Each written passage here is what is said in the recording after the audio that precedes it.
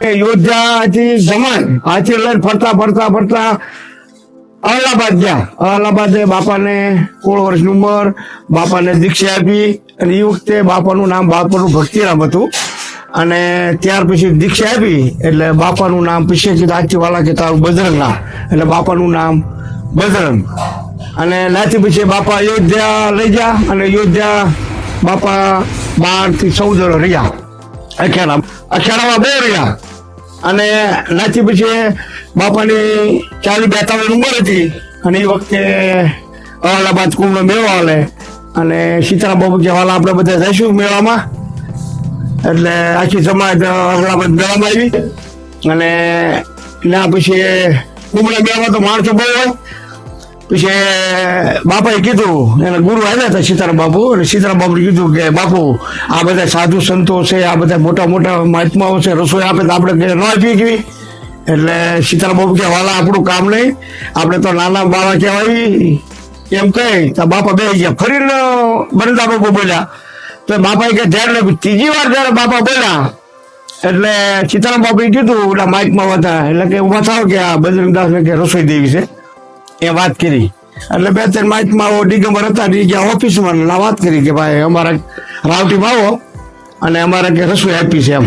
એટલે એવડે લોકો દાંત કાઢે એમ કે આવું થોડું હોય એમ કે કપડા જો આ સાધુ કોઈ પહેર્યા નથી અને રસોઈની વાત કરે. પણ સતાય એમ થયું કે આ તો માઇકમાં છે એમ કહે. અને એ લોકો 2-4 જણા અખેડામાં આવ્યા ને અને રાવટીભાઈ બેઠા. અને પછી સીતારામ બાપુ કીધું ગુરુએ એ કે બજરંગદાસ આ આવ્યા છે તું જવાબ આય. એટલે બાબાએ કીધું વાલા આપણે આ કુંભના એમ કે જમાડવા કેટલો પૈસા દેવો પડે એમ. એટલે લોકોએ કીધું બાપુ આ તમે આટલા પૈસા જમા કરાવો અમુક એ સમયની અંદર. એમાં પાણીવાળે ઝાડ નાખવાની હોય, કુતરા રોટલા નાખવાના હોય, સાધુને બધી ભેટ પૂજા પાછી રસોઈ હોય. એમ કે આટલા પૈસા જમા કરાવો.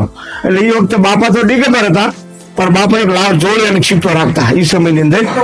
અને બરંદાસ બાપા એ જોડી લઈ અને જોઈ ઠલવી. અને એ સમયની અંદર બાપાએ આમ બંડલ કાઢ્યા એમ ઢગલો કર્યો. પછી કીધું ટ્રસ્ટી વાળાને કે વાલા અમે તમારા પૈસા જે રસ્તે થઈ લઈ જાઓ અને બીજા પડ્યા રહેવા દો. એટલે સીતારામ બાપુને ખ્યાલ આવ્યો કે ઓહો આ તો સારું સીધું પામી ગયા.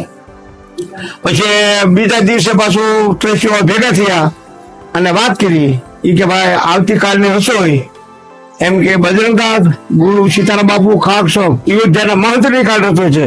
એટલે મોટા મોટા મહામંડલેશ્વરો મોટા મોટા સાધુ સંતો એમથી બજરંગદાસની રસોઈ છે એમ. અને બાપાને ત્યાં રાવટીમાં ગળદી થવા મળી અને બધા દર્શન કરવા મળ્યા. અને ત્યારબાદ 1 મહિનો 7 દિવસ કુંભ હાલ્યો. પછી સીતારામ બાપુએ કીધું એ કે વાલા બજરંગ આવ્યા. તો હા બાપુ એ કે એમ કીધું કે હવે તું મારી કે જરૂર નહીં, મને ખ્યાલ આવી ગયો છે. તું કે આથી સૌરાષ્ટ્રમાં જા અને કોઈ પણ જગ્યાએ તને એમ થાય ના કુટિયા બાંધી ઝૂંપડી બાંધી રહીને આજથી મારા આશીર્વાદ છે એમ કહી. અને બાપા મુંબઈ, સુરત અને સાંજ થતા ગારિયાધાર રોકાણા, મહુવા રોકાણા, પાલિતાણા રોકાણા, ભાવનગર રોકાણા. અને બાપા એ પછી બગદાણા પસંદ કર્યું. એ વખતે બાપાની ઉંમર લગભગ ઓછામાં ઓછી 50 તો હશે. બાપા જયારે બગદાણા ઝૂંપડી બાંધી બાપાની 50 વર્ષની ઉંમર ખરી. કારણ કે આ મારે એ કર્યો નાખલો મને સાંભળે બધું એટલે હું બધી તમને આ વાત કરું છું. બરાબર ને?